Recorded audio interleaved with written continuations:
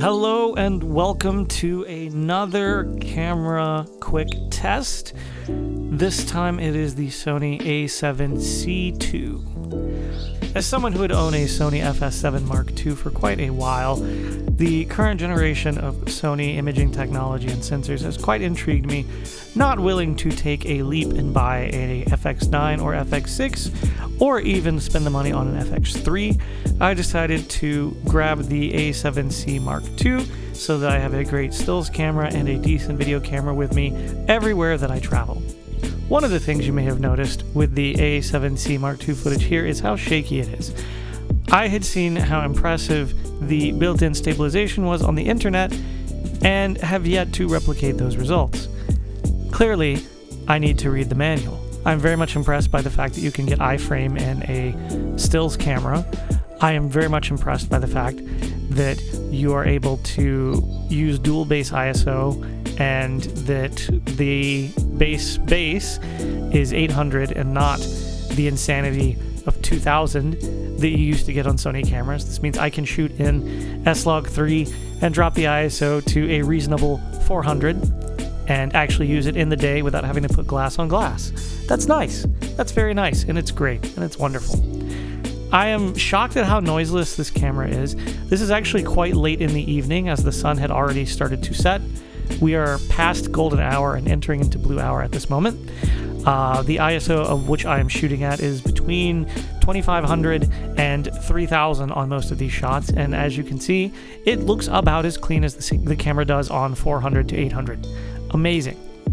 If only we had this technology back when the industry was still thriving.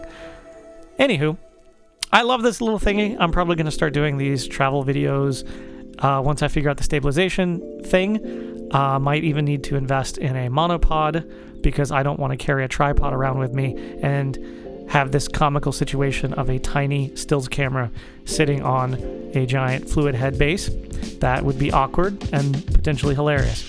So, in the next few weeks, I'm going to find a solution for stabilization, be it a gimbal, be it a shoulder mount of some sort, or be it a monopod. And I will begin using this thing for cute little videos as I travel around my area and wherever else I go. In the meantime, I'm continuing to take stills with it. I also have a Fuji X-T5 that I bought in Tokyo last year, and I like the X-T5 quite a bit. However, I feel that it has some issues with dynamic range, and it tends to look better in crunchier, more high contrast scenarios, where the Sony A7C Mark II is much more versatile and well-rounded, particularly for making high contrast scenes where you want all the detail to be seen and look professional, versus the crunchier, grittier film simulations, which tend to be built into the Fuji color system. Once again, I'm impressed with everything out of this camera. I'm shooting on the Tamron 28-70 f2.8 and was able to get right up next to these deer without them being skittish. As you can see though, color clarity, crispness, the color separation, the ability to push and pull without having the footage bend or break is impressive. As someone who has firmly kept their stills repertoire and their video repertoire separate from each other and never thought about owning a crossover camera seriously, this has made me reconsider some of those thoughts. However, I do find the interface to be way more favorable for stills work than for video work. The lack of a quick way to get to 1/48th of a second on the shutter, the lack of any degree settings on the shutter for video mode means that you must shift through and cycle through your shutter manually in a quite frustrating fashion every time you want to shoot your video. I'd also, for the longest time, I was stuck flipping between the settings in both video and stills until I recently discovered there's a hidden switch that allows you to separate those settings so that you can have dedicated stills and dedicated video settings from each other.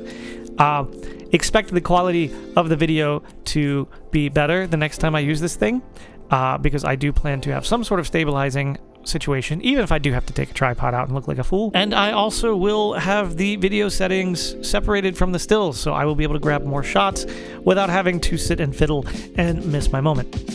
And I will be out in cool places where I have more than an hour to get everything before the sun goes down. Get some really neat lens babies or some of the 7 Artesian funky swirly bokeh lenses and be a bit more experimental than I traditionally have been. You know, this is not going to be a setup for running around with cooks. That's what the Red's for. This will be a fun situation to be a bit more lo-fi, if you will. Peace out.